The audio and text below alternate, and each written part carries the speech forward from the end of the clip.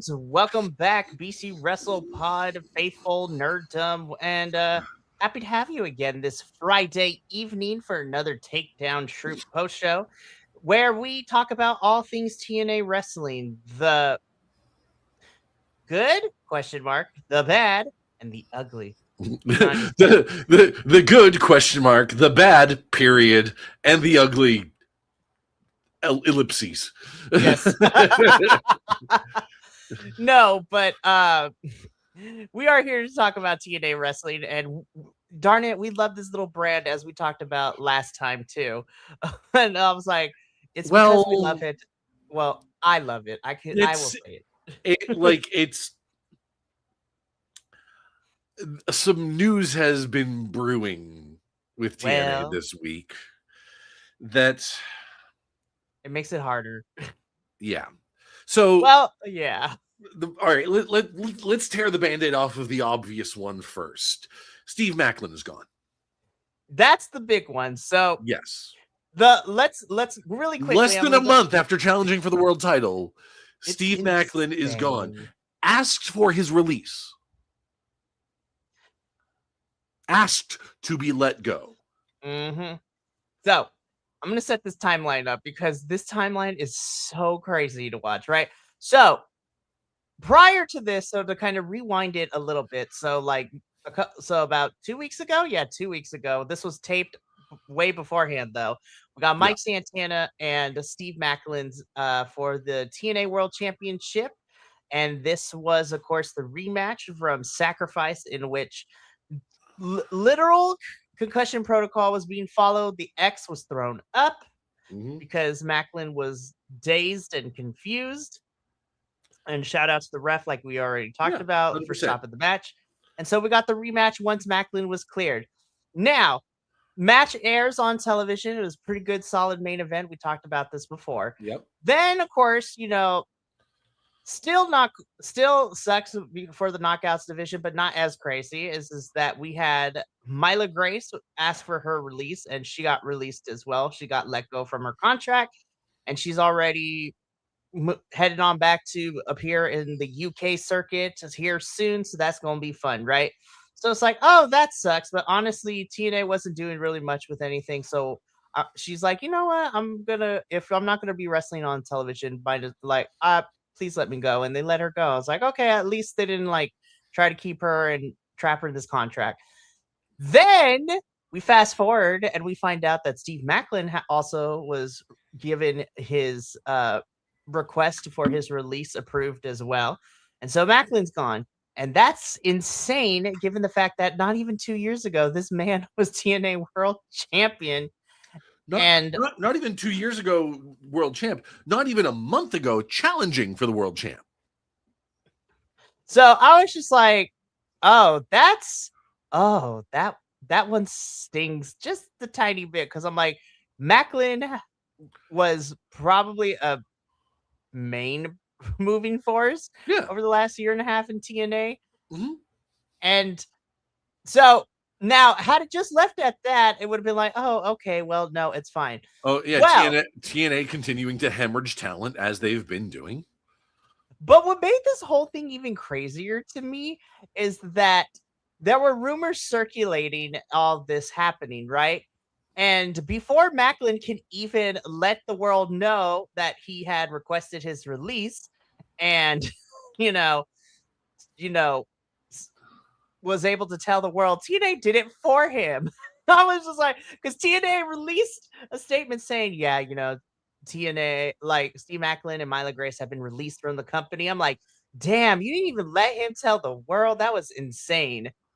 So and Macklin, and from Macklin's response, he said he was still grateful for it, but it seemed like he didn't want to make a big deal out of it, and he didn't want to make it a public thing.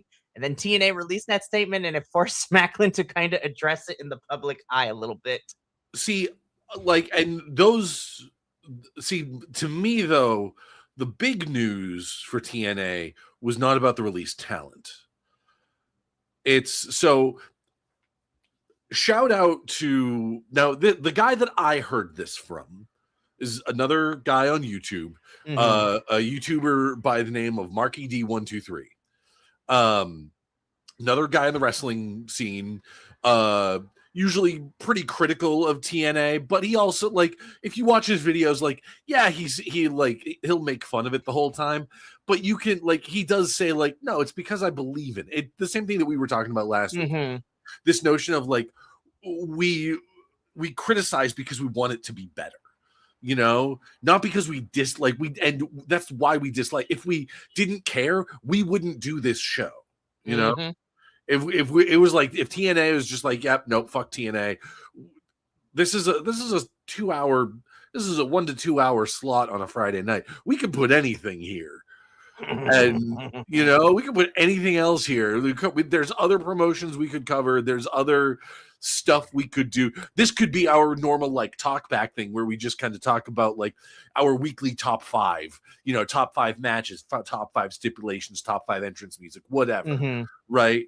Like, but no, we talk about TNA, like, because we want TNA to be better. And he is very much the same way.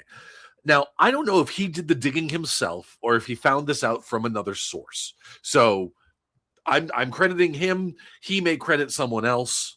But the moral of the story is that someone did some digging into the occupational history of general manager, president, Carlos Silva.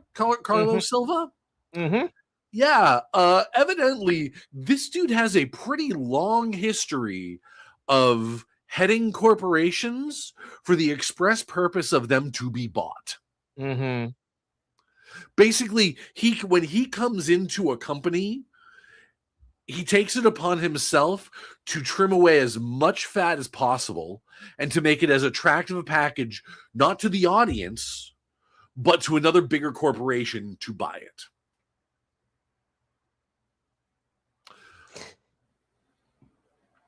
Now, given the fact that, and Marky D, as a follow-up to that video, did a whole video of all of the people that have left TNA over the past, like, year or so. And there's a ton of them. There is. There's a shitload of them. And on top of that, he goes on to point out that, like Steve Macklin and Myla Grace are the 2 most recent. And yeah, some of them were, like, kind of jobber status, but, like, they still counted because they still had TNA contracts. This is on top of the fact that Leon Slater has said that he's going to WWE once his contract runs out. And even Mike Santana sounds like his contract's up pretty soon, and it sounds like he's going to be jumping. He's going to be jumping to WWE. So, like, Slammiversary, given what's going on with Slammiversary, and we'll get to that when we talk about the episode, I don't see him holding on to that title at Slammiversary. Nope. And that feels like I said, so it's when you look at it that way and look at just how bare bones the roster is right now, and they are doing very little to fix that. Like, Ricky Sosa came back this week. That's great. Like, I thought he was done. I thought he was gone. He was like, yep, nope. I did my obligatory 3 matches in the US and I'm going to head back to Europe now. You know? So Ricky Sosa came back. That's great. And they've got fucking Benny Vitavici there. You know, as we've called him, Timo Claudio Castagnoli. We got Claudio at home. Yeah, it's so, like, but that's it. And we are at the point, we're at least at the 2-month period since that massive releases from WWE. If any of those people were going to TNA, we would have heard rumblings. We would have heard that, like, oh, you know, Eric Rowan tried his hand at AEW and it didn't work out. So now he's going to go try TNA, you know? Or, like, I don't know, anybody, like, any of that giant list of people that got released from WWE could go to TNA, but they're not. We would have heard something like, oh, hey, this guy's thinking about going to TNA. That's great. Would love to see some more talent in TNA. Would love to see it continue to exist and thrive and be its own thing. But that thing that we've been saying was probably going to happen now seems even more inevitable. Now, to quote the Prodigy, the writing's on the wall and it won't go away. And to be fair, I will point out the obvious thing is that just because Carlos Silva is coming in there to sort of trim the fat and have TNA to put it into a place to be bought doesn't 100% necessarily mean that they're going to be bought by TKO. Mm-hmm. We could see a bidding war. We could see, because there is some talent on there. Like, put it this way, the fact that Trey Miguel is still there and has done what he can to apologize for the stuff that he said in the past, it's entirely possible that AEW, that Tony Khan may be like, no, we want some of the people on that roster. Right. I mean, given their relationship with WWE, I don't think that's super realistic. I think it's more realistic that TKO would buy them. Mm-hmm. But honestly, I don't think you could do that without. Put it this way, I don't think you could do that professionally without. What's the organization? Honestly, I don't think you could do that without petitioning the FTC. Mm-hmm. Because that is getting dangerously close to monopoly territory. Mm-hmm. So, and they could argue that, hey, AEW exists, so we can't be a monopoly. In very much the same way, I'm sure they argued the same thing about Ring of Honor and TNA back in the 2000s when Vince bought WCW and ECW. Mm-hmm.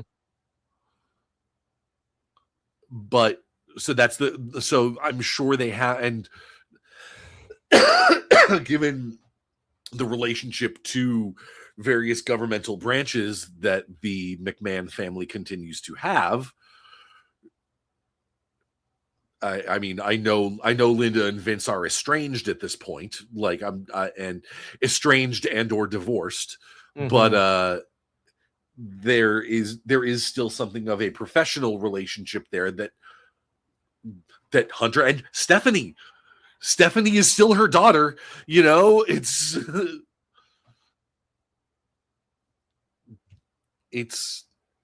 I don't know. It is honestly, that news, like all of this news, was kind of hovering over everything about this episode. Mm-hmm. Because you can feel it. Yeah, absolutely. And like, you can feel it. Not only can you feel it in the, like, when the opener is a world title match. The opening match is Eric Young versus Mike Santana for the title. Mm-hmm. It feels like they're just checking boxes at this point. They're just trying to like check all the boxes that they can, make sure like this is what's going. Like, we need to get this guy, we need to get this guy back, we need to get this title off, we need to like finish up this feud real quick and just get this going. We just need to clean house and finish it. Mm-hmm. And I am hoping against hope that everybody involved in TNA lands in a place that will appreciate them. Mm-hmm. And I think anyone that is aiming for WWE from TNA,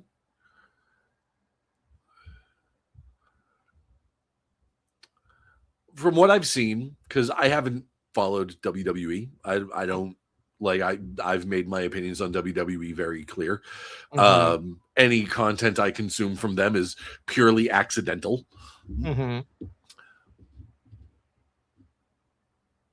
I don't think WWE doesn't know what a mid card is anymore. Well, you're right. Like, anything I've heard about WWE, the only thing anyone ever talks about in WWE is the main event scene. Usually hovering around Roman Reigns, Cody Rhodes, Drew McIntyre, CM Punk, that, small cadre of folks. Yep. And you would be 100% right, because right now it is still Roman and Cody. Someone actually pointed out to me the other day that the Bloodline storyline has gone on for longer in the WWE than the NWO storyline did in WCW. Sure did, and it's annoying as all hell. So, but the only thing you hear about in WWE is that the main event scene and Danhausen. Yes. And I've said it before, I will say it again. I love Danhausen. This is a guy who I will admit, when I heard the stories about him going over to WWE, I was really skeptical. Because his style is not WWE's style by a long shot.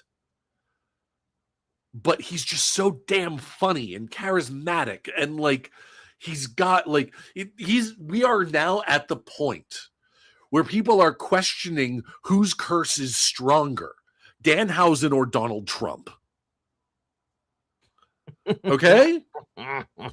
Because of this crossover to the NBA of all organizations. Right. People are attributing this to Danhausen, and the only reason that the curse got lifted was because Donald Trump showed up at the last game. And that got the entire crowd booing, and that threw the Knicks off their game. It is. And I love that for Dan. I love that for him. There is knowing what he has, where he came from in wrestling, and what he has gone through over the last few years. And I loved seeing him in AEW, but even AEW didn't use him as much as they could have. And to see him get this high a profile spot in WWE and popular culture in general is huge for him. I love that for him. I am so happy for him. But I couldn't tell you who any of the tag team champions in WWE are right now. I'm not sure Triple H could tell you who any of the tag team champions in WWE are right now.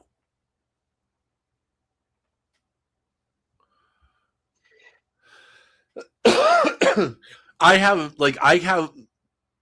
could guess at who either of the women's champions are right now, because it's probably one of four names. We're going to put a pin in that real quickly. Mike Santana, Eric Young. Mike Santana retains. Nick Nemeth comes out. I could rant about this for hours. Yeah, no, let's do it. Let's do what we're here to do. Stay tuned for another video where we do play this guessing game. No, but again, everything that you said all comes back to this, because with especially with what the news with Macklin, requesting and being granted his release, which is a bit, not to say that everything else up to this point wasn't a big hit, but you literally had this man challenging for a world title at Sacrifice and then challenging it for again, a month ago. Now he's gone is insane to me. And it's wild. But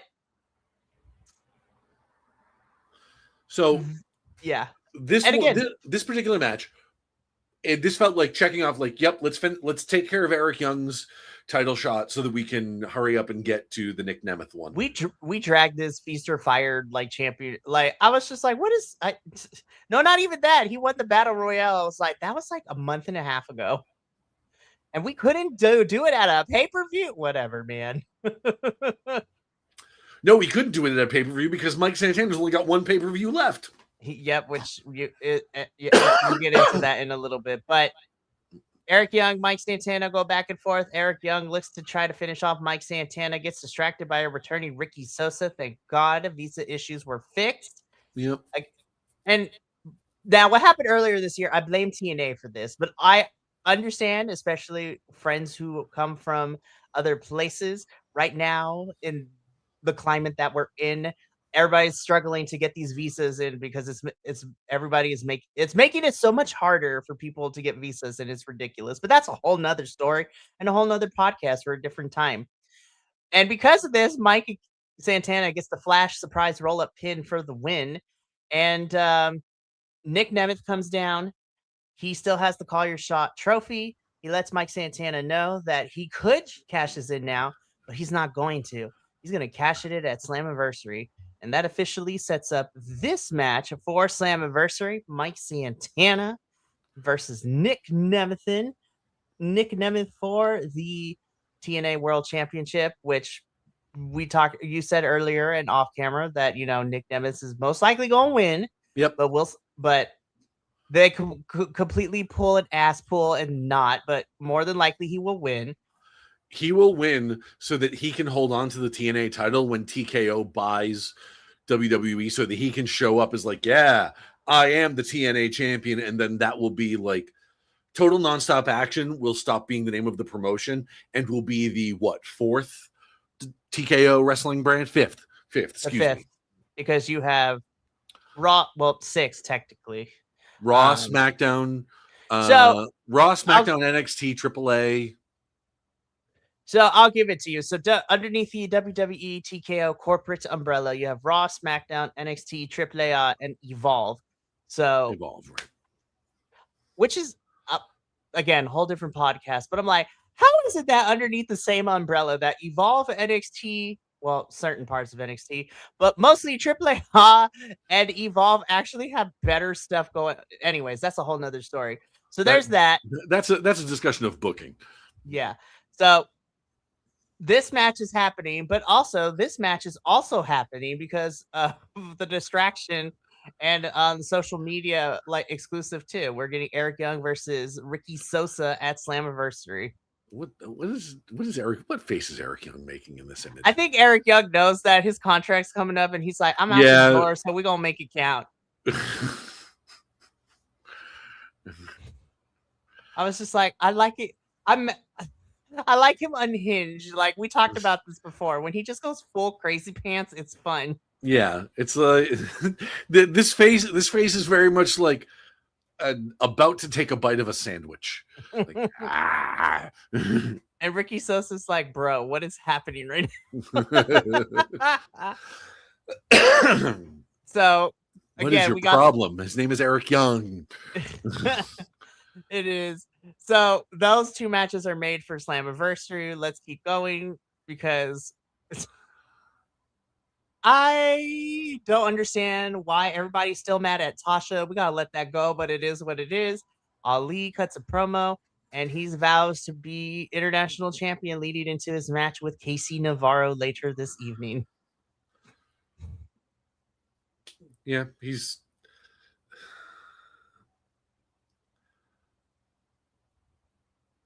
this is another one. Hey, yeah. TNA, when you do get bought out and all of your talent trying to figure out where to go, Ali, buddy,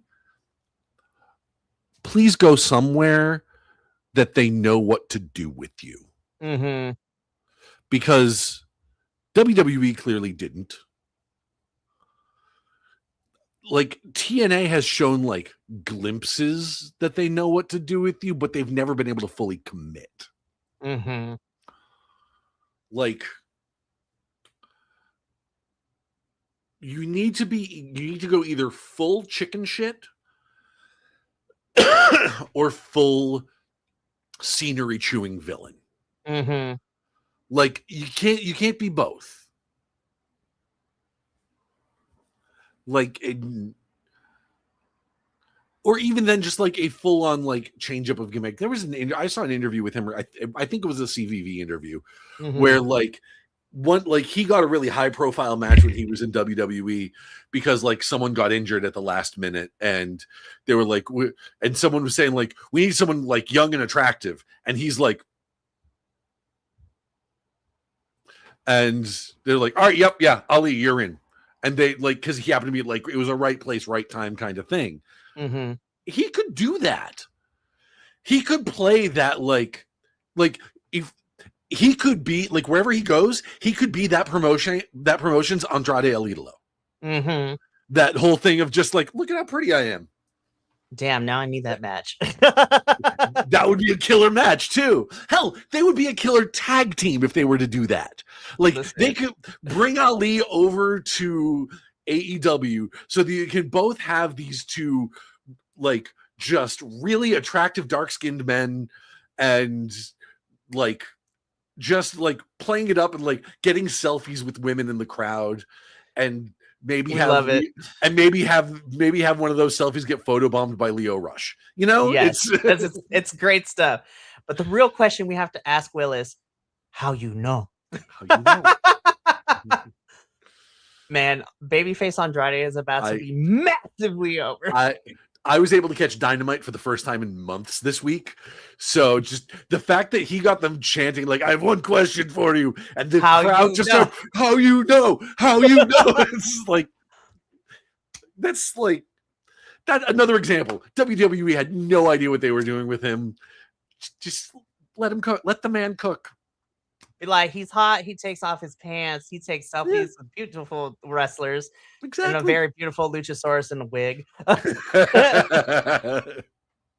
It's fun stuff. And absolutely. I wish and that's what I want for Ali. Just let him go and let him have a good time. Like, I do agree. I kind of need a refresh for everybody involved because I feel like we don't know what we're doing with Order 4. And I'm like, just either change it up a little bit or it's time for everyone to start the implosion in 3, 2, 1. Like everyone, there's so much service is given to them protecting Ali that I think I'm sitting here thinking about it. Honestly, I think I've seen Special Agent Zero have more matches than the Great Hands. For reals. And I'm like, what is going on? We need tag teams. And they're like right there and they're great. But whatever. We're just going to recycle because we got to have the Hardys get into every single tag team title match, which we'll get into when we talk about that. But we got to keep this going because after this, once again, Mr. Elegance, nothing personally against you, but also everything. This match, I'm going to put the air quotes around it. This match was a clusterfuck. Yes, it was. Like it was a Elijah versus Mr. Elegance that ended the way it ended was with Xia Brookside and Lei Ying Li. This was insane. We put like 3 different segments together. We put a match between these two, and AJ Francis promo and Xia Brookside Lei Ying Li promo. This was the kind of like whoever is in charge of writing, like the writer's room on this, was seeing go like, shit, we only have like 3 half matches here. What are we going to do with them? Just throw them together. Who gives a shit? How many people are actually going to see this? Then you look out in the crowd and see how many empty seats there are. I hate to be that guy because like I know that's a common criticism that like a lot of like people that will level at promotions when they're saying like, oh, look how unpopular they are. It's like, and I am not someone who uses popularity as a judge of quality. Okay. That's not the kind of person I am. Clearly, one of my favorite wrestling promotions is Mystery Wrestling. They get a couple dozen people in their audience on a regular basis. And that's a good show for them. Sidebar, remind me to add you to our group chat so I can start sending you these videos to be like, here, I have everything. But you also probably do too. That's they had another spot that I caught as like a short on YouTube the other day. Junior Benito, do the thing. He literally clapped them cheeks. He's like, no, do the thing. You got to do the thing. It's like the thing, and then he gets in the way. It's like, oh god, like Fresh Air. Somebody sign Fresh Air. Like I love. They are too good. Or just Junior Benito. Even if it's just Junior Benito. Anyway. But once again, as I was saying, popularity is not a gauge of quality to me. Like some of my favorite artists have 100 monthly listeners on Spotify. Small potatoes, streamers, whatever. Like those are some of my favorites. So popularity doesn't mean anything to me. However, if you are trying to build, if like it is an indicator of comparison of past performance. Mm-hmm. And TNA, if you look at the audience in this particular episode, the amount of empty seats in that arena is ridiculous. Wild stuff. Sorry. And when you have matches like this, it's easy to see why. Again, so this match, as we put it in air quotes, Mr. Elegance versus Elijah. This ends up being Elijah talking and getting served another cease and desist. Mr. Elegance takes advantage after the bell rings and rolls him up really quickly for a flash pin. Then AJ Francis is also involved. And then we get Zaya Brookside and Lang Ying Lee fighting each other with Lang Ying Lee standing tall. And then we go into the injury report. And I'm just like, the funniest part about this whole thing is that there was this weird piece of evidence that reminded you the entire time how much of a clusterfuck it was, because Elijah's guitar never left the ring. Insane work. So you're watching Zaya Brookside and Lang Ying Lee get into it, and there's Elijah's guitar sitting there like, why is Elijah's? Oh, right, this started with Elijah, didn't it? Like Maxine Waters, I'm here to reclaim my time. Yeah. Seriously. I don't want to talk about this. Moving on. I can't blame you. This is also a clusterfuck. Ryan Nemeth, this was me this whole entire episode too, not gonna lie. Yep.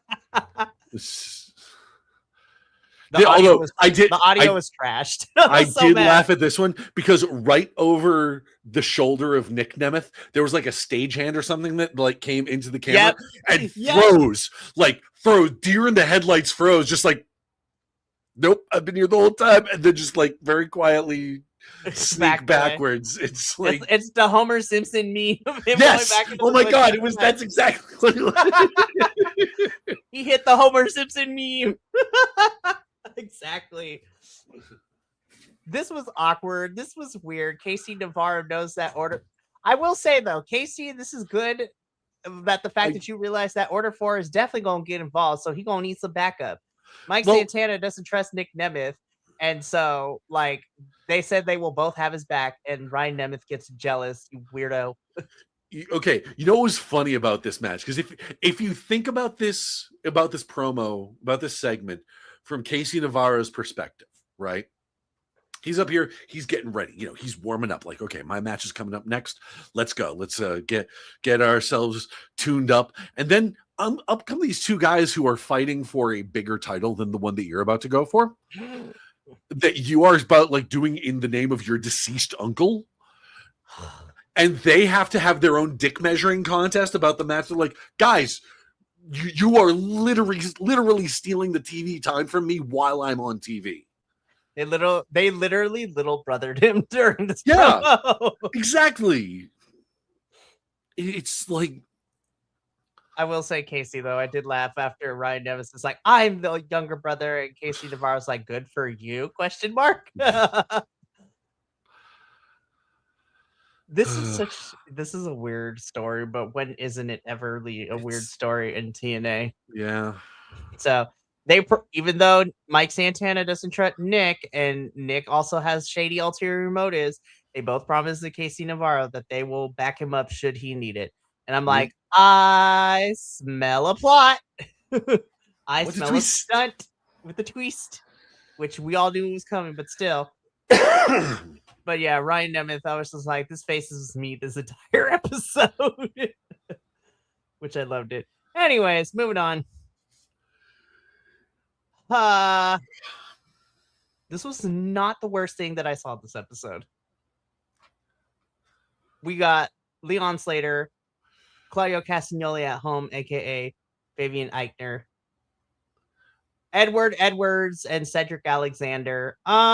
Again, this was also another cluster towards the end because this was a match that bled in to quote unquote Moose returning, and then commentary like, "Oh my gosh, Moose is back. He comes to seek revenge against, the system because we didn't know who attacked him." I'm like, girl, we knew. We've been knowing. One thing that I hope in the upcoming sale of TNA is that they break up the system. Please. Because it's the same thing every time. It's the same match every time. I'm like, how many times have we had Edward Edwards and Moose be fighting over the last year? Even when they switched up their roster, it's still the same. Oh, you mean like this? Yeah. Well, and okay, I did just notice in that last slide, I realized who Eddie Edwards looks like. You know you see his like YouTube shorts or on Reels or something like that. It's it's a filter that makes adult men look like a baby or look like a child. He's got baby filter face. That's hilarious. Like, I fully expect him to come up like, and rest in peace to one of the OGs of the baby face filter gags. I expect him to come up like, I'm gonna fight for the title. When will we? I'm gonna win the title. It's next. Carlos said I could have it. When will we? I wanted this match to be fantastic. It was like decent, but it was literally just here as a vehicle for the Moose return to save Fabian and Leon. Fabian's boring. Like, I don't. That's just he is the most unremarkable performer. Because, like, put it this way. When you have a stable, like, this is gonna feel like a very direct shot at him. You have a stable of 3 wrestlers, right?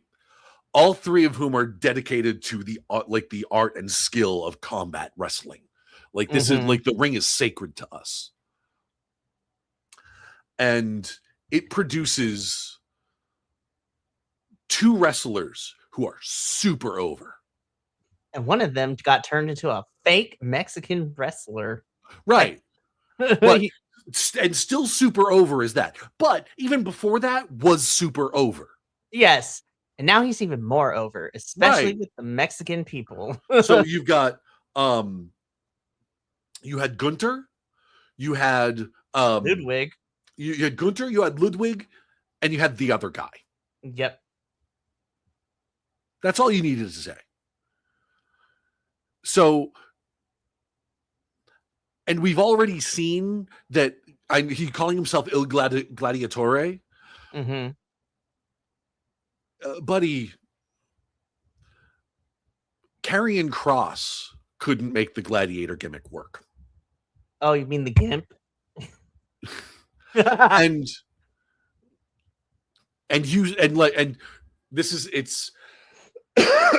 Karrion Kross couldn't make the gladiator gimmick work, and you, sir, are no Karrion Kross.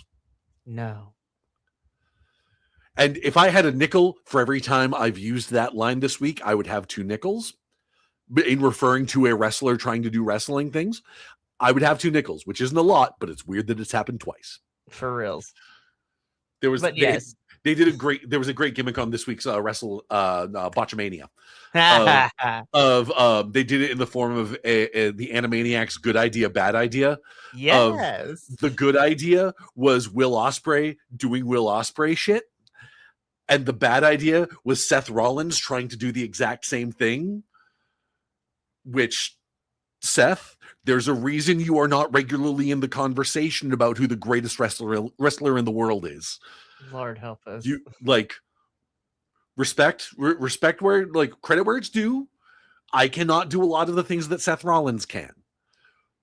But there's the same gap between me and Seth Rollins, the gap between Seth Rollins and Will Ospreay. Let's be real. So Leon Slater and Fabian Eichner get beat up afterwards. Moose returns, sets up Edward Edwards versus Moose at Slammiversary. And like previously discussed, Cedric and Leon Slater will be in the Ultimate X match with 4 other participants to be announced. Earlier today, I'm not sure they have 4 other participants to announce at this point. Fuck. Well, I already knew what this is going to be. They're going to be pulling people from not part of this roster because we don't have anybody on this roster that they can utilize. I mean, the only other person I can see probably being thrown in is Casey Navarro, but that's about it. Yeah. But earlier today, they released the teaser trailer of like somebody making their return in Ultimate X and Slammiversary. And as soon as I saw that little cross on that hand, I was like, well, there it is. He's not going to sign. But listen, whether you like him or you hate him, like I can't, like, there's not enough words in the English dictionary to talk about the years and centuries of work that Amazing Red has put into the business. Oh, shit. Okay. And so I'm like, I'm not mad that he's in this match because Amazing Red would go ham. Him and Leon Slater have had bangers in House of Glory, which is crazy to say.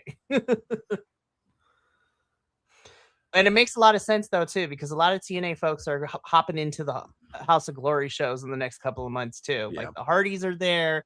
Leon's going to be there. I think Nick Nemeth is popping up to a show. As long as there's no AEW performers there. I guess. What? Looking at you. And honestly, I want to believe that Steve Macklin also released his request because Carlos Silva didn't like that. He got told to sit down in his cuck chair. Amazing stuff, Macklin. We love you. Yeah. But for the 800th time, it is going to be Edward Edwards and Moose. I'm like, okay. Be like, whatever. Eddie Edwards and Moose headlining a major pay-per-view. And then next month in WWE, it'll be Brock Lesnar and Roman Reigns. Oh, Lord. Anyways, moving on. Santino, you made me feel very bad. And I hate that you said this. But Santino and Indy are talking. Santino is just like, we finally got rid of the rest of the NXT folks. I'm like, God damn it. Now they're going to come back, aren't they? and I do appreciate them sort of creating this kind of nightmare environment by telling us this news from the set of Twin Peaks. For real. So it's like, what the freak is this? Anyway, Santino says this. Indy comes up, is also talking about, with Santino, their win last week. But Indy wants to continue to prove herself, and she wants a rematch against Elena Black. So, bam, Indy versus Elena next week. Again. Hang on, we got to get the Elena Devil Horns ready to go. That was like, what is happening? Okay, hold on. TNA, I'm sure you still have these guys' number. You have Elena Black doing this like Devil Horns thing over here. You also had a team that had doing the Devil Horns thing like this. This shit writes itself. Put Elena Black with Sinner and Saint. For reals. I'm like, where are our boys? Is it visa issues? Is that why they're stuck in Canada right now? Like, what is happening? Anywho. I mean, okay, if they're Canadian, I wouldn't blame them for not wanting to come south of the border. I mean, right? Anyways, so Elena Black versus Indy Part 2, Electro Boogaloo next week.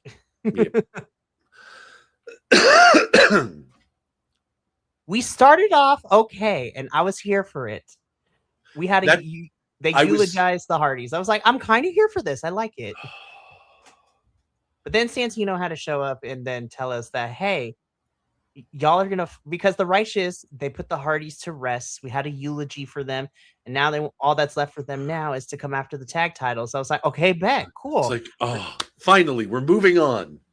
Santino comes out and he's like, guys, if only we could be that lucky.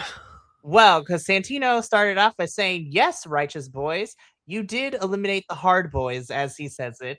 And so, you know what? You also deserve to, vie for the championship. So at Slammiversary, it's going to be a championship ladder match. It's going to be you, the Righteous, versus the System. And I'm like, baller. And the Hard Boys. I'm like, God damn it. We did not need the Hardys in this match. We could have had a ladder match just between the System and the Righteous. We could have had it all. Except we're not even rolling in the deep with this one. No.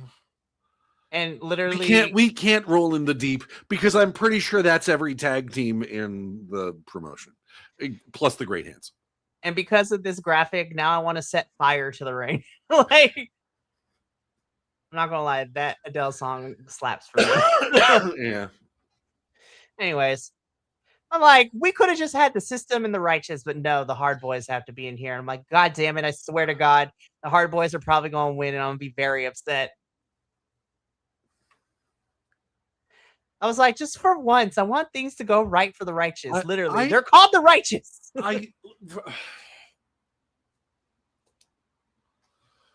For once, I want something to feel different in this freaking promotion. It's like, I know we're struggling, y'all, but damn. The only reason the System is in this match is because it's a major pay-per-view and they need to defend their tag titles. They're in here by default, which is insane. They are in here because, we need the tag titles to happen. But we also want the Hardys versus the Righteous a fucking again. I was like, we were done. We could take a break for that feud, but no. You know what it is? It's the sound of like, oh, I'm finally free, Martha. I'm coming home, baby. I'm back in the fucking building. I swear, this is the Groundhog Day I do not want to be a part of anymore. Well, let some company buy it, and we'll find out. I'm still gonna watch it, but damn, we could have just had the System in the Righteous, but no, we have to put the Hard Boys in here, and I'm mad, because they're probably gonna win, and I'm like, no. Anyways, let's keep the show going because we still got things to talk about. Okay, the Voodoo Doll needs to continue to come back because I was like, as silly as it is, I was here for this match. I was. Me too. So I love the Voodoo Doll. I love me some quirky comedy wrestling. I love me some supernatural shit. This hit both of those things. And yes, more of this, please. Well, and the cool thing is too is that the Elegance brand like has the doll now because they are captivated by that thing of how it works. I'm like, more spooky shit. And I think it would also be kind of funny to see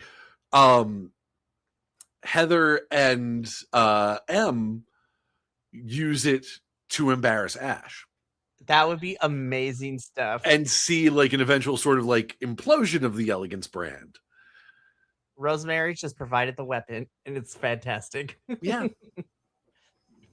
Speaking of Rosemary, because Rosemary, Allie, and Mara Sade end up winning this match, we also get this match made from Slammiversary for the Knockouts tag titles, the Elegance brand versus Rosemary and Allie.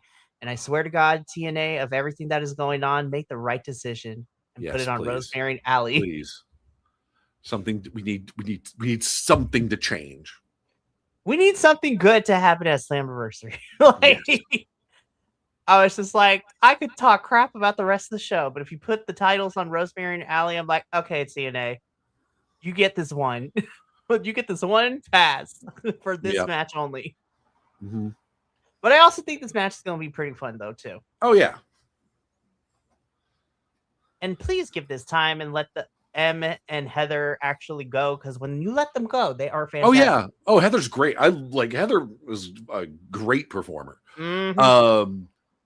Em is good. Heather is great. Yes, she is. And Rosemary and Allie, like, like Yeah.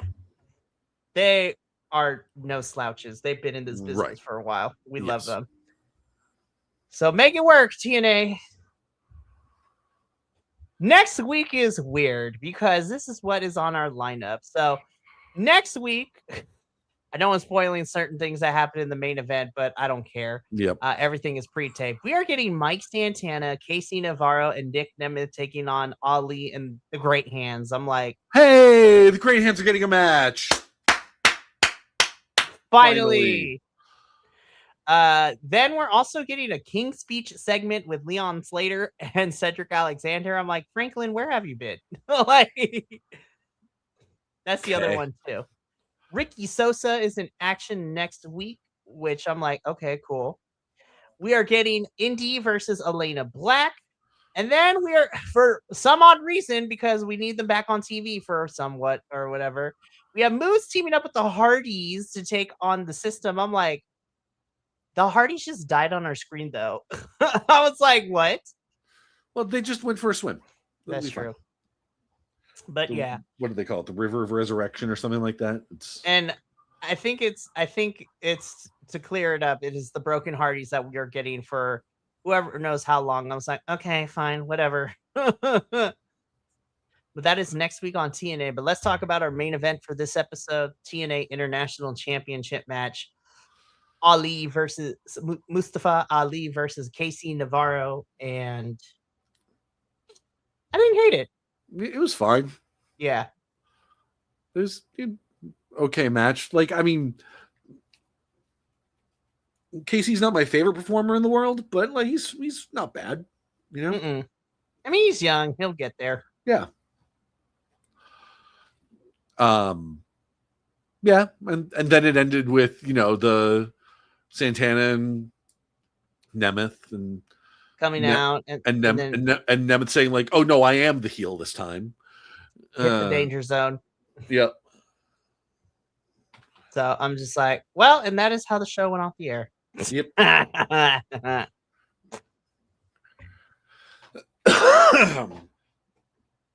Like it was, like I said, like I said at the top of the show, like the news of Carlos Silva being this, corporate hatchet man was kind of hovering over the whole thing, especially when he came out for the title matches, Very true. And so this definitely, well, even without, if that had not all happened, and if we didn't get the information of Macklin leaving, like leading into this episode, I still don't think this was a really strong episode of TNA. Yeah. It just, with the added extra everything that has happened prior to this episode and everything that we know now, it's just like, wow, they kind of had a sucky week for TNA. And like, I don't, it was just not a good presentation. I mean, not bad, but not really good either. It wasn't I will say it was not the worst thing that I have ever seen, because I have definitely seen worse. Yeah, but it didn't help. I've seen worse this year from TNA. It's. But hey, you will know what's not bad? Will being here, because even though, listen, whether I like it or if I got to suffer through a post show, I'm happy that Will is here, because we will have a great time. And it is one of my favorite ways to start the weekend. Not even gonna lie. Like, yeah. It's a good way to be social for an hour for the rest of the internet to watch us. And now tune in for our after show where we get real. No, I'm just kidding. We to keep it real here on live. But stay tuned for the After Dark, where things get extra spicy. No, it's...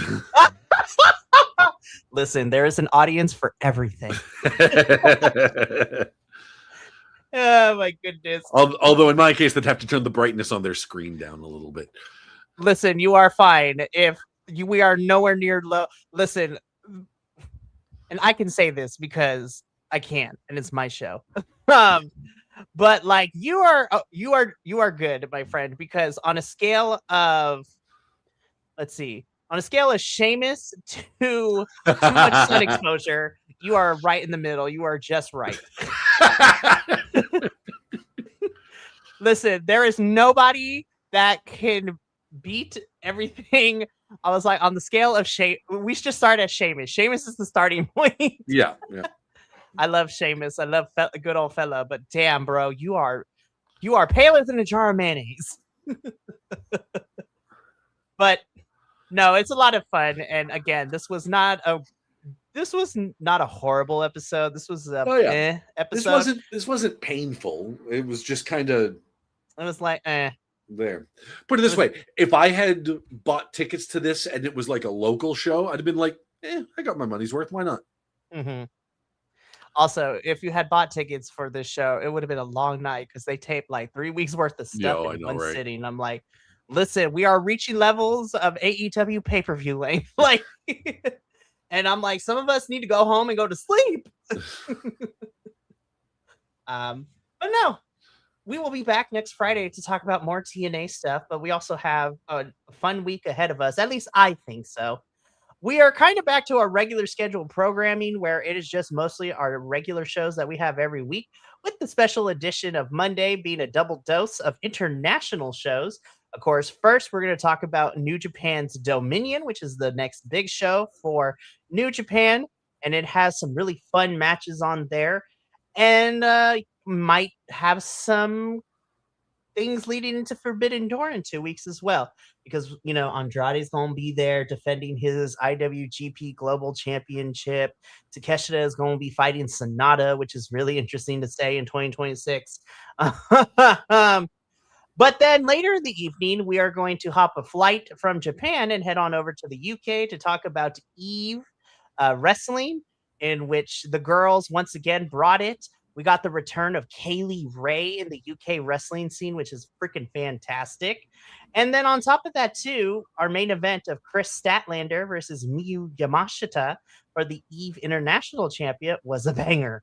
And we're going to talk about everything that happened in the show. And then, of course, we got AEW on Tuesday, NXT and CMLL on Wednesdays. And then on Friday, we have TNA. So stay tuned because it's going to be a fun summer, y'all. But that is going to be it for myself and Will. We got to get up on out of here. But thank you so much for tuning in.